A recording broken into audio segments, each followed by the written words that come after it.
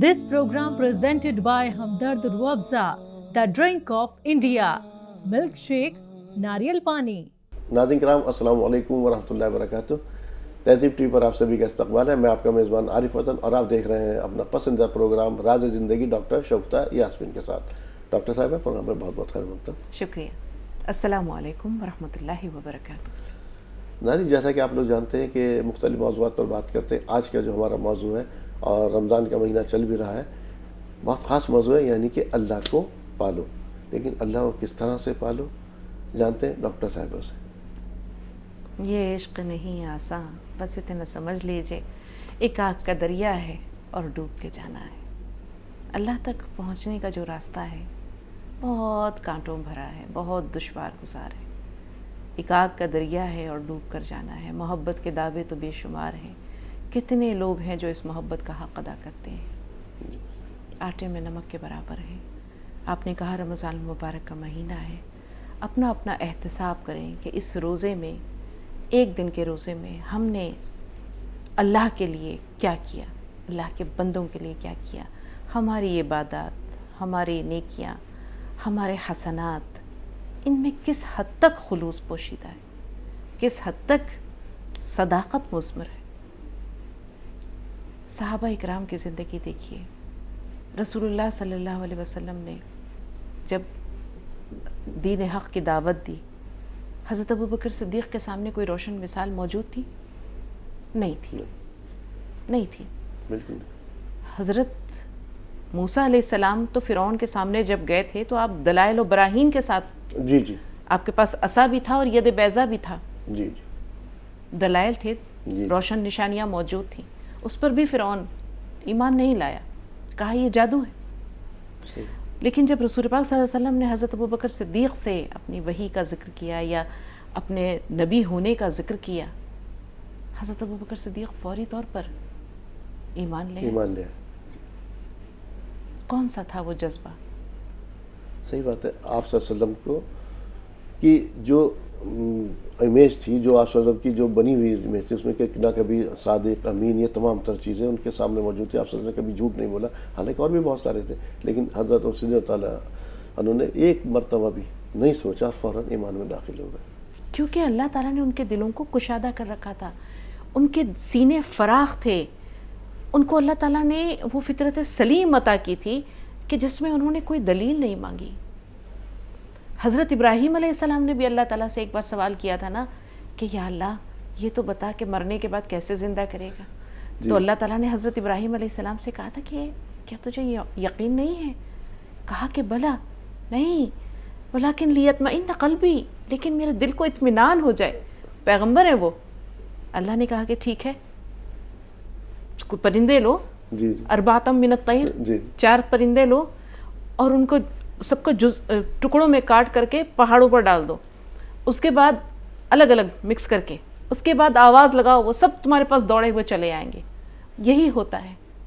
हज़रत इब्राहीम अलैहिस्सलाम तौबा इस्तग़फ़ार करते हुए अल्लाह ताला की मज़ीद हक़्क़ानियत और सदाक़त का इक़रार और एतराफ़ करते हैं, पाकीज़गी और तहमीद हम्द व सना करते हैं। लेकिन हज़रत अबू बकर सिद्दीक़ ने तो कुछ भी नहीं मांगा, उन्होंने तो कुछ नहीं कहा, सीधे सीधे उन्होंने कलमा पढ़ लिया। तो अल्लाह को पाना ये बहुत मुश्किल है और बहुत आसान है। अगर अल्लाह ताला ने आपके दिल में मार्फत का नूर रखा है, आपके दिल में ईमान का वो बीज मौजूद है जो कल को बरगोबार लाने वाला है, तो फिर किसी दलील, किसी रोशन बुरहान की ज़रूरत नहीं है। लेकिन अल्लाह को पाना कितना मुश्किल है। कोई हज़रत बिलाल से पूछे, कोई हज़रत सुहैब रूमी से पूछे, कोई हज़रत अम्मार, हज़रत यासिर, हज़रत सुमैया से पूछे, कोई उन तमाम लोगों से पूछे कि जिनको अल्लाह की राह में अज़ियतें दी गईं। हज़रत खुबैब से पूछे, कहते हैं हज़रत खुबैब को लोगों ने गिरफ़्तार कर लिया। उनके साथ और भी लोग थे, लेकिन ये जो थे इनको खजूर के साथ सूली पर लटका दिया गया, खजूर के तने के साथ। और उसके बाद चारों तरफ से बर्छियाँ लेकर के मुशरिकीन खड़े हैं। हज़रत खुबैब सूली पर लटके हुए हैं। वो कह रहे हैं कि एक बार नाउज़ुबिल्लाह मोहम्मद को बुरा कह दो, छोड़ देंगे। लेकिन क्या मजाल, नहीं कहा। اس کے بجائے وہ مزید کلمہ پڑھ رہے ہیں، ان کے آپ کی رسول پاک صلی اللہ کی وحدانیت کا اقرار کر رہے ہیں، رسول پاک کی رسالت کا اقرار کر رہے ہیں. کسی نے کہا کہ خبیب ایسا نہیں تمہارا دل چاہتا کہ تم اپنے گھر والوں کے ساتھ ہوتے آرام سے سکون کے ساتھ، اور محمد جو ہے وہ ان کو جو ہے وہ ہم اذیت دے رہے ہوتے یا کچھ تکلیف دے رہے ہوتے یا تمہارے ساتھ جو ہے وہ نیک اچھا معاملہ ہو رہا ہوتا. تو انہوں نے کہا کہ نہیں، خدا کی قسم مجھے یہ گوارا نہیں ہے کہ نعوذ باللہ محمد صلی اللہ علیہ وسلم کو ایک کانٹا بھی چبھے، میری کیا میرے ماں باپ کی جان ان پر قربان. اور اس کے بعد جو مشرکین تھے انہوں نے آپ کو برچھیاں مار مار کر، نیزے مار مار کر شہید کر دیا. اور رسول پاک صلی اللہ علیہ وسلم جب مدینہ میں بیٹھے ہوئے ہیں تو آپ تک سلام آتا ہے، شہادت سے پہلے آپ سلام بھیجتے ہیں، آپ رسول پاک صلی اللہ علیہ وسلم کہتے ہیں وعلیک السلام یا خبیب، اور اس کے بعد کہتے ہیں کہ ظالموں نے میرے خبیب کو شہید کر دیا.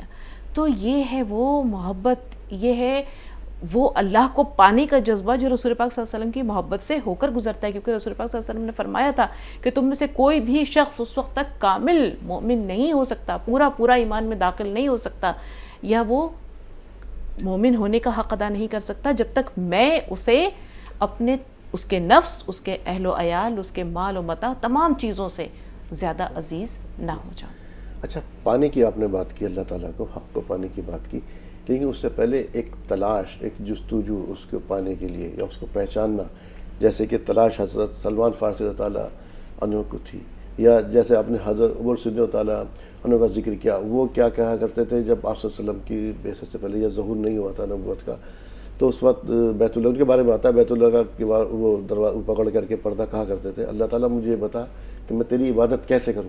وہ تلاش، وہ جستجو، وہ اس کو پہچاننا، تو سب پہلے تو یہ ضروری ہے شفتا صاحب. اس کو وہ تلاش اور جستجو تو رسول پاک صلی اللہ علیہ وسلم کی بعثت کے وقت انہیں مل گئی، اور حق کی تلاش اگر ہوتی ہے تو انسان منزل مقصود تک پہنچ جاتا ہے. یہ وہ صحابہ تھے کہ جنہوں نے بالآخر اس منزل تک پہنچنا ہی تھا. لیکن کبھی آپ نے سوچا کہ پاسباں مل گئے کعبے کو صنم خانے سے؟ جی، میری مثال کس سے ہے؟ تاتاری والا، ہاں، جو تاتاریوں نے فتح کیا اس کے بارے میں نہیں، بالکل بھی نہیں. حضرت اکرمہ بن ابی جہل. اچھا، حضرت اکرمہ بن ابی جہل. والد کون ہے، باپ کون ہے؟ ابو جہل. اسلام کا بدترین دشمن، جس نے کہ مرتے وقت بھی یہ کہا تھا کہ میرا سر جو ہے نا تھوڑا گردن سے قریب نیچے سے کاٹنا تاکہ لگے کہ سردار کا سر ہے. ابو جہل کو جس وقت پکار کر کہا، لوگوں نے نشاندہی کی کہ دیکھو اسلام کا وہ بدترین دشمن وہ پڑا ہے، تو یہ دو نوجوان تھے جس میں کہ ایک نوجوان کا بازو جو تھا وہ قلم ہو چکا تھا، لیکن وہ دونوں پل پڑے، سینے پر چڑھ کر اس کا سر جو ہے وہ تن سے جدا کر دیا. تو اس کو اس وقت اپنی موت کی فکر نہیں تھی، وہ یہی کہہ رہا تھا تھوڑا جو میری گردن ہے تھوڑا نیچے سے کاٹنا تاکہ میرا سر لگے کہ بڑا ہے، سردار کا ہے. اس بدترین دشمن کا بیٹا اکرمہ، جس وقت حضرت اکرمہ رضی اللہ تعالیٰ عنہ، جس وقت فتح مکہ کے وقت لوگوں کچھ یوں تو سب کو امان دے دی گئی تھی، لیکن کچھ لوگوں کے نام لے کر کہا گیا تھا کہ ان کو جہاں بھی پایا جائے قتل کر دیا جائے. ان میں اکرمہ بن ابی جہل کا نام بھی موجود تھا، جو اس وقت تک اسلام قبول انہوں نے نہیں کیا تھا. ان کی اہلیہ ام حکیم، جی، وہ ہند بن عتبہ ابو سفیان کی جو زوجہ تھیں، جی، حضرت حمزہ کا کلیجہ جنہوں نے چھپایا تھا. تو یہ دونوں پہنچی حضرت رسول پاک صلی اللہ علیہ وسلم کے پاس، اس وقت امان بھی طلب کی، اپنے گناہوں کی معافی مانگی اور اسلام میں داخل ہو گئی. تو ام حکیم جو اکرمہ بن ابی جہل کی بیوی تھیں، انہوں نے اپنے شوہر کے لیے امان مانگی، رسول پاک صلی اللہ علیہ وسلم نے امان دے دی. اب یہ تلاش کرتے ہوئے اپنے شوہر کو نکل گئی مکہ سے باہر، اور شاید یمن کے آس پاس کہیں جا کر انہوں نے اپنے شوہر کو پا لیا اور پھر کہا کہ آپ کو امان مل گئی ہے، آپ اسلام قبول کر لیجئے. انہوں نے واقعی واپس آئے اور اسلام قبول کر لیا. اور اس کے بعد جو آپ کی خدمات ہیں وہ آب زر سے لکھے جانے کے لائق ہیں کہ کس طرح بے جگری سے اسلام کے جب جانباز صحابہ کا نام آتا ہے، جب جرنیل صحابہ کا نام آتا ہے، تو جہاں خالد بن ولید ہیں، عمرو بن العاص ہیں، زرار بن الازور ہیں، شرجیل بن حسنہ ہیں، مسنہ بن حارثہ ہیں، وہاں حضرت اکرمہ بن ابی جہل بھی ہیں. ایک مرتبہ کہتے ہیں کہ رسول پاک حضرت عمر کے دور میں، جی، حضرت عمر کے دور میں ابو سفیان موجود ہیں، حضرت اکرمہ ہیں، اور بھی کچھ حضرت ہشام ہیں، کچھ حارث ہیں، یہ تمام لوگ وہاں موجود تھے. اتنی دیر میں حضرت سلمان فارسی آتے ہیں، حضرت بلال آتے ہیں، اور بھی غربا نادار صحابہ آتے ہیں جو سابقون الاولون میں سے ہیں. حضرت عمر فاروق انہیں آگے جگہ دیتے ہیں اور یہ پیچھے ہوتے ہوتے ہوتے ہوتے جوتیوں تک پہنچ جاتے ہیں. تو حضرت اکرمہ کہتے ہیں کہ عمر نے ہماری بڑی تذلیل کیا. اور کوئی صحابی کہتے ہیں کہ عمر نے ہمیں جوتیوں تک پہنچا دیا. تو حضرت اکرمہ یا کوئی اور صحابی کہتے ہیں کہ تم نے اسلام لانے میں دیر کی ہے. یہ وہ لوگ ہیں جن کی خدمات بے بہا ہیں, جنہوں نے اسلام اس وقت قبول کیا جب اسلام کمزور تھا, جنہوں نے جان تن من دھن کی بازی لگائی, جنہوں نے اپنی جانوں پر کھیل جانے سے کبھی جو ہے وہ دریغ نہیں کیا. اور تمہیں نے دیر کی اس لیے تمہارا مقام وہ ہے, انہوں نے جلدی کی اس لیے ان کا مقام یہ ہے. حضرت اکرمہ کو یہ بات لگ گئی دل کو, اور انہوں نے کہا کہ اگر ہم کچھ ایسا کر جائیں جو ہمیں ان کے برابر کر دے. کہا ٹھیک ہے, میدان میں جاؤ, داد شجاعت دو, پھر تم بھی ان کی برابری میں آ جاؤ گے. اب آتا ہے وہ موقع, تھوڑا قصہ طویل ہو رہا ہے لیکن اللہ کو پانا بہت مشکل ہے, آسان نہیں ہے. بہت ساری جنگوں سے ہوتے ہوئے یرموک کے میدان میں پہنچتے ہیں حضرت اکرمہ. اب یرموک کی جو جنگ تھی وہ رومیوں کے ساتھ سب سے بڑی, سب سے خونریز اور سب سے مشکل ترین جنگ تھی. رومیوں کے پاس لشکر جرار تھا, نہ ان کے پاس اسلحے اور ساز و سامان کی کمی تھی, نہ ان کے پاس لشکر اور نفوس کی نفری کی کمی تھی. ان کے پاس ان کا علاقہ تھا یرموک, انہی کا علاقہ تھا. مسلمان تو بیچارے اپنے علاقوں سے چھوڑ کر دشمن کے علاقے میں آئے تھے, ان کے نرغے میں آئے تھے. یہ مٹھی بھر تھے, وہ بے شمار تھے, تقریباً 3 لاکھ سے زیادہ کا ان کا لشکر تھا. اب یہاں قومی حمیت تھی پوری طرح سے. رومیوں نے جو یہ اپنے تمام جرنیلوں کو اور اپنے سپاہیوں کو قومی حمیت کا جوش دلایا تھا کہ تمہیں کسی بھی حال میں ان بدوؤں کو نیست و نابود کرنا ہے. یہی جذبہ ادھر بھی کار فرما تھا. لیکن چونکہ 3 دن سے لگاتار جنگ ہو رہی تھی اور مسلمانوں کا نقصان بھی ہوا تھا اور کچھ ان کے حوصلے پست بھی ہو رہے تھے. اب چوتھے دن جب کہتے ہیں گھمسان کا رن پڑا, رومیوں کا دباؤ اتنا زیادہ تھا کہ حضرت عمرو بن العاص اور شرجیل بن حسنہ ان دونوں کے ساتھ جو دستہ تھا اس پر رومیوں نے پوری زور کے ساتھ چڑھائی کی, پوری زور کے ساتھ جو ہے وہ پل پڑے. حضرت اکرمہ جو تھے ان کے پاس بھی جو ان کی ٹکڑی تھی اس پر اس زور کا دھاوا نہیں بولا گیا تھا. اب انہوں نے یہ دیکھا کہ آج اگر ہم دباؤ میں آئے تو ہم یہ جنگ کبھی نہیں جیت پائیں گے. انہوں نے اپنی زرہیں نکال پھینکی. سب سے پہلے تو حضرت اکرمہ نے اپنی زرہ اتار پھینکی, اپنی لوہے کی جو خود جو تھا ٹوپی وہ بھی اتار پھینکی, اپنا صافہ اپنی پگڑی باندھ لی سر پر, جسے کہتے ہیں سر سے کفن باندھ لیا. اس کے بعد کہا کون ہے جو میرے ہاتھ پر موت کی بیعت کرتا ہے؟ کون ہے جو میرے ہاتھ پر موت کی بیعت کرتا ہے؟ 400 صحابہ جن میں حضرت زرار بن الازور بھی ہیں, جس میں حضرت حارث بھی ہیں, جن میں ان کے بیٹے حضرت عمر نام تھا شاید ان کا, نوجوان بالکل وہ بھی تھے. 400 صحابہ نے ان کے ہاتھ پر موت کی بیعت کی کہ آج یا تو اسلام فاتح ہوگا یا تو ہم زندہ رہیں گے, آج یا تو دشمن رہے گا یا ہم رہیں گے, آج جان رہے یا جائے لیکن ہم دشمن کو غالب نہیں آنے دیں گے. اور اس زور کا دھاوا بولا کہ وہ جو مسلمان دباؤ میں آ رہے تھے وہ چڑھتے چلے گئے, یہاں تک کہ رومیوں کو پوری طرح سے پیچھے دھکیل دیا اور ایسی بے جگری سے لڑے کہ جنگ کا پاسا پلٹ گیا. اب جب فتح ہو گئی تو حضرت خالد بن ولید ڈھونڈتے آئے, دیکھا کہ نزع کا عالم ہے, آپ کے بیٹے جو ہیں وہ بھی دم توڑ رہے ہیں یا دم توڑ چکے ہیں, حضرت اکرمہ جو ہے وہ بھی جان کنی کا عالم ہے. پوچھا کیا ہوا؟ کہا اللہ نے ہمیں فتح دے دی. تو اس سے پہلے جب وہ ہاتھ پر بیعت لے رہے تھے تو حضرت خالد نے کہا تھا کہ اکرمہ نہیں, میں تمہیں اس کی اجازت نہیں دوں گا, ابھی ہمیں تمہاری ضرورت ہے. اچھا یہ دونوں ایک ہی قبیلے سے تھے, بنی مخزوم سے تھے. انہوں نے کہا میں تمہیں نہیں دوں گا اس چیز کی اجازت. تو انہوں نے کہا تھا الیک عنی, دور ہٹو خالد, دور ہٹو. تو تم اسلام پہلے لائے ہو, تمہارے دامن میں نیکیاں بہت زیادہ ہیں, مجھے دیر ہو گئی, میرے دامن میں اتنی نیکیاں نہیں ہیں. اب یہی وہ موقع ہے کہ میں اپنی جان کی بازی لگا کے اللہ کو پا لیا. انہوں نے اللہ کو جس وقت دم توڑا حضرت خالد کی گود میں تو حضرت خالد نے یہ کہا تھا کہ جاؤ ابن الحنتمہ، یعنی حضرت عمر فاروق کی والدہ، جب انہیں کوئی بات دکھی ہوتے تھے، خوشی کی بات ہوتی تھی تو والد کے نام سے موسوم کرتے تھے، اور جب کوئی ایسی دکھ کی بات ہوتی تھی تو ماں کے نام سے موسوم کرتے تھے کہ جاؤ ان کو خبر دے دو کہ شہسوار میدان میں اس طرح سے جان دیتے ہیں، تو اللہ کو پانے کے لیے عشق نہیں۔ صحیح بات ہے، اس کی تو آپ نے بات کی، خیر اس وقت کے دور میں تو ابھی یہ والی چیزیں تو نہیں ہیں، اور ظاہر سی بات ہے پہلے تو افواج نہیں ہوا کرتی، اب تو یہ تمام تر چیزیں جو ان کی ہے ان کی ذمہ داری آج دین کی حفاظت کر لیجیے اپنے، دین- یہی میں سب سے بڑی جنگ ہے آج جو سب سے پہلے وہی جہاد جس کی آپ نے ذکر کی، وہی تمام تر چیزیں جو ہر پل ہر سیکنڈ ہمارے لیے موجود ہیں، وہ نفس کے خلاف ہے، نفس کے خلاف ہے، بالکل۔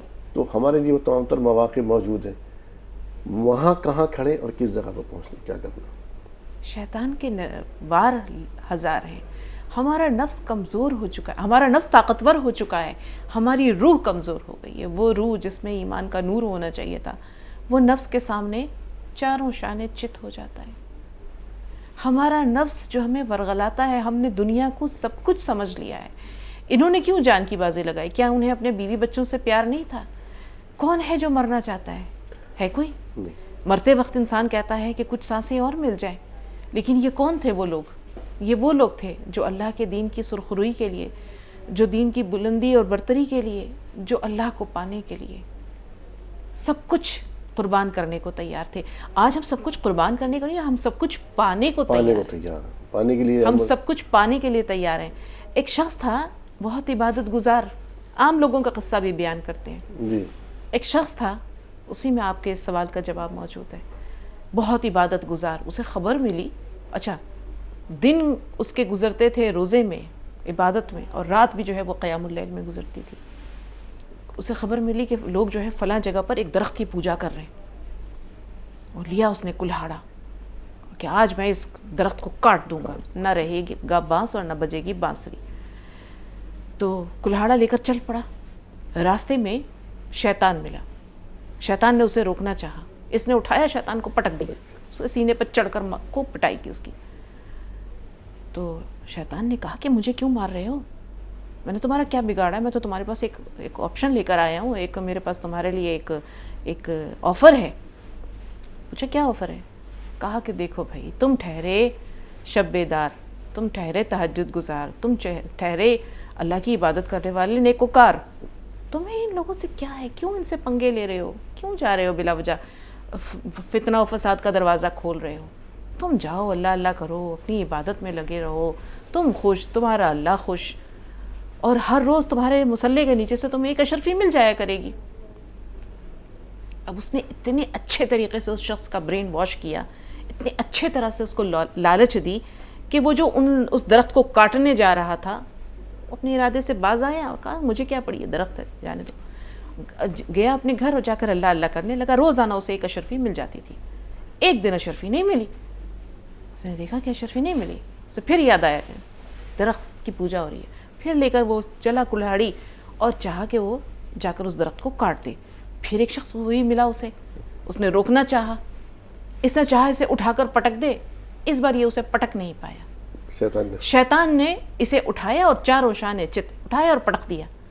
اب یہ حیران کہ میں ویسے ہی ہٹا کٹا ہوں، میں تو کہیں سے بھی کمزور نہیں ہوں، پچھلی بار میں نے اسے جو ہے وہ پچھاڑ دیا تھا، اس مرتبہ اس نے مجھے پچھاڑ دیا، قصہ کیا ہے؟ اس نے اس سے پوچھا معاملہ کیا ہے؟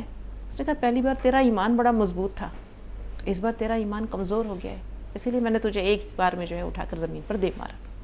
تو یہ جو نفس ہے جب یہ مضبوط ہو جاتا ہے شر کے راستے میں، برائی کے راستے میں، تو پھر انسان کے اندر جو ایمان کی حرارت ہوتی ہے، نور ہوتا ہے، وہ معدوم ہو جاتا ہے، مفقود ہو جاتا ہے۔ آج ہمارا حال کچھ ایسا ہی ہے۔ ہمارے سامنے ان کی بھی ابھی آپ نے مثال دی ہے، اولیاء اللہ کی مثال ہے ہمارے سامنے، کتنی بڑی مثال ہے کہ بادشاہ خود کہہ رہا جانے کے لیے، اور انہوں نے حضرت نظام الدین اولیاء شاید قصہ ہے اور علاؤالدین خلجی کا واقعہ ہے۔ جی، آپ یہ دیکھیے آج ہمارا یہ حال ہے کہ اگر کسی بڑے افسر کے ہاں سے، کسی بڑے وزیر کے ہاں سے، کسی منسٹر کے ہاں سے، کسی اعلیٰ سرکاری ادارے کی طرف سے آپ کے پاس افطار کی دعوت آتی ہے، یا آپ کے پاس کھانے کے لیے آپ کو مدعو کیا جاتا ہے، کسی پارٹی میں، کسی سیلیبریشن میں مدعو کیا جاتا ہے، تو آپ اسے فخر سمجھتے ہیں, اسے درہ امتیاز سمجھتے ہیں. 4 لوگوں سے بتاتے ہیں ارے میں تو آج فلاں جگہ جانے والا ہوں, مجھے وہاں مدعو کیا گیا ہے. ہمارے اسلاف کا حال یہ تھا کہ بادشاہ وقت علاء الدین خلجی کتنی بار اس نے چاہا کہ حضرت نظام الدین اولیاء رحمۃ اللہ علیہ کے پاس جا کر وہ آپ سے شرف ملاقات حاصل کر سکے, آپ سے نیاز حاصل کر سکے. حد تو یہ ہے کہ امیر خسرو جو آپ کو بہت عزیز تھے, امیر خسرو حضرت نظام الدین اولیاء کے بہت محبوب تھے, بہت محبوب تھے. تو ان کا واسطہ لیا, ان کے ذریعے کہلوایا کہ جاؤ ذرا پیروی لگا دو کہ میں ایک بار ملنا چاہتا ہوں, میں ایک بار شرف باریابی چاہتا ہوں. لیکن نہیں ملی اجازت. حضرت امیر خسرو بھی ڈرتے تھے, ارے میرے پیر میرے شیخ جو ہے مجھ سے ناراض ہو جائیں گے. انہوں نے کبھی بھی اس چیز کی سفارش نہیں کی. اب قاصد کا کام پیغام رسانی ہے, وہ پیغام پہنچا دیا ہوگا, لیکن امیر خسرو نے اس سے زیادہ کبھی کوشش نہیں کی. اب علاء الدین خلجی نے ایک مرتبہ ایک رقعہ بھیجا کہ آپ سے ملاقات کا خواہش مند ہوں, اور اگر آپ مجھے اجازت نہیں دیں گے اپنی رضامندی سے تو میں زبردستی جو ہے وہ آپ کے خانقاہ میں داخل ہو جاؤں گا. حضرت نظام الدین اولیاء رحمۃ اللہ علیہ نے اس رقعے کے پیچھے لکھ دیا کہ فقیر کی کٹیا کے 2 دروازے ہیں, اگر تو ایک دروازے سے داخل ہوا تو فقیر دوسرے دروازے سے باہر نکل جائے گا. تو سر بس پروگرام کو وائنڈ اپ کرنے کا وقت آ رہا. آخری سوال میرے ذہن میں جو آیا وہ بھی, آج کل جو ہم غریب غربا جو ہے, ظاہر سی بات ہے آج کل اس کی اپنی ضروریات ہی پوری نہیں ہو رہی. اس ضروریات کے معمول میں, اور کہا بھی گیا ہے کہ اللہ تعالیٰ, آپ صلی اللہ علیہ وسلم کی تو حدیث کا مفہوم ہے نا کہ فکر و فاقہ آپ کو کفر کی حد تک لے جاتا ہے. ان لوگوں کو کیا میسج دیں گے, کیسے وہ لوگ اللہ تعالیٰ کو پالیں, اور خاص طور سے اس وقت تو رمضان کا مہینہ بھی چل رہا ہے. غربا و نادار اللہ کو پالیں. ہاں, ان کو جن کے پاس وقت ہی نہیں ہے بیچاروں کی اپنی ضروریات جو ہیں ان کی سارا دن تھکے حال ہوتے ہیں بیچارے. ان کے لیے تو اللہ تعالیٰ نے آسانیاں ہی آسانیاں رکھی ہیں. آپ یہ دیکھیے رسول پاک صلی اللہ علیہ وسلم دعا کیا کرتے تھے, اے اللہ تعالیٰ مجھے مسکینوں جیسی زندگی دینا, مجھے مسکینوں جیسی موت کرنا, اور حشر میں میرا معاملہ مسکینوں کے ساتھ کرنا. کیوں کہا تھا کہ حضرت عبد الرحمن بن عوف کو, عبد الرحمن تم گھسٹتے ہوئے آ رہے ہو, عشرہ مبشرہ ہیں, عشرہ مبشرہ ہیں میں سے ایک ہیں حضرت عبد الرحمن بن عوف, تو کہہ رہے ہیں کہ گھسٹتے ہوئے آ رہے ہو. کیوں؟ کیونکہ آپ کے پاس مال و اسباب بے انتہا تھا. تو جو غربا اور نادار ہیں وہ پل صراط پر سے بجلی کی طرح پار کریں گے راستہ, کیونکہ ان کے پاس وہ دنیاوی علائق نہیں ہیں. آپ یہ دیکھیے کہ مال و دولت جس کے پاس ہے وہ کتنا بد نصیب ہے کہ وہ کماتا ہے, چھوڑ جاتا ہے وارثوں کے لیے, اور قیامت کے دن حساب دے گا وہ خود. کتنی بڑی اس کے لیے یہ بد نصیبی ہے. تو جو غربا اور نادار ہیں ان کے لیے تو زندگی بہت آسان ہے کہ صرف وہ ایک شخص حاصل ہوا رسول پاک صلی اللہ علیہ وسلم کے پاس اور کہا اگر میں صرف فرائض ادا کر دوں, نواہی جن چیزوں سے منع کیا گیا ہے ان سے میں خود کو باز رکھوں, تو کہا کہ پھر تیرے لیے نجات ہے. تو جس کے پاس جتنا کم سرمایہ ہے اس کے لیے نجات اتنی ہی آسان ہے, بشرط یہ کہ وہ اللہ کے قائم کردہ حدود کی جو ہے وہ پامالی نہ کرے, جن چیزوں کا حکم دیا گیا ہے, جو فرائض ہیں, جو واجبات ہیں, انہیں ادا کر دے, اور باقی پھر ان کے پاس تو کچھ نہیں ہے. آپ یہ دیکھیے ایک شخص دو اشخاص حضرت سلمان فارسی کے پاس آئے. حضرت سلمان فارسی گورنر ہیں گورنر, لیکن ہیں فقراء صحابہ میں سے ہیں. تو کھانا جب ان کے سامنے رکھا گیا, سوکھی روٹی, تو لوگوں نے کہا کتنا اچھا ہوتا اگر اس میں ہمارے پاس زعتر بھی ہوتا. ایک طرح کا یہ ایک ہرب ہوتا ہے جس کو تیل میں ڈال کر کے روٹی کے ساتھ کھایا جاتا ہے. تو حضرت سلمان چونکہ میزبان تھے, اب مہمان نے جب یہ فرمائش کر دی تو ظاہر سی بات ہے کہ مہمان نوازی بھی ضروری تھی. انہوں نے اپنے وضو کا لوٹا دیا اور کہا کہ جاؤ اس کو جا کے گروی رکھو, اور جو پیسے ملے ان سے زعتر لے کر آؤ, اور ان کو کھانے کے لیے دیا. تو جب وہ کھانا کھا چکے دونوں مہمان, تو ایک شخص نے کہا کہ اللہ تعالیٰ تیرا شکر ہے کہ تو نے ہمیں جو کھانا دیا اس پر ہم تیرا اس پر قناعت کرتے ہوئے تیرا شکر ادا کرتے ہیں. تو حضرت سلمان فارسی نے کہا کہ اگر تم نے قناعت کی ہوتی تو میرا وضو کا لوٹا گروی تو نہ رکھا ہوتا. تو آپ یہ دیکھیے کہ حضرت عمر فاروق گھات لگا کر بیٹھا کرتے تھے. جب گورنروں کو وہ بلایا کرتے تھے تو راستے میں حضرت حذیفہ بن یمان آ رہے ہیں, حضرت سلمان فارسی آ رہے ہیں, وہی اپنا ایک عصا, ایک وضو کا لوٹا یا ایک ٹوٹا پھوٹا پیالہ, اور کبھی پیدل کبھی گدھے پر سوار, کبھی ایک گھوڑے پر سوار. اور اس کے بعد حضرت عمر فاروق یہ دیکھا کرتے تھے کہ جب یہ یہاں سے گئے تھے تو ان کے پاس کیا تھا اور جب یہ وہاں سے آ رہے ہیں تو ان کے پاس کیا ہے. تو جو فقراء ہیں یقین کیجئے ان کا حساب تو بہت آسان ہے, کیونکہ ان کے پاس وہ دنیاوی اسباب کی علت نہیں ہے جو قیامت کے دن ان کے اعمال کا جو گناہوں کا پلڑا ہے اس کو وزنی کر دے گا. ناظرین صحیح بات ہے, ہمارا یقین کے اوپر ہمارے اوپر بات ہے, آپ کو یقین کر کے دیکھیے.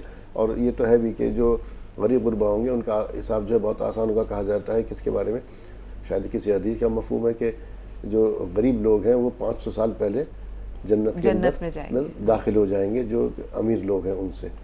تو ناظرین اس وقت موقع رمضان کا ہے, چل رہا ہے, اس کے اندر کوشش کیجیے کہ اللہ تعالیٰ واقعی پالے, اور اس سے اچھا موقع ہو ہی نہیں سکتا. شفتا صاحبہ ہم میں شمولیت کے لیے آپ کا تہہ دل سے شکریہ. بہت بہت شکریہ. تو ناظرین راز زندگی میں آج اتنا ہی, اسی کے ساتھ اپنے میزبان کو دیجیے اجازت. السلام علیکم ورحمۃ اللہ وبرکاتہ. This program presented by Hamdard Ruabza, the drink of India. Milkshake, Nariyal Pani.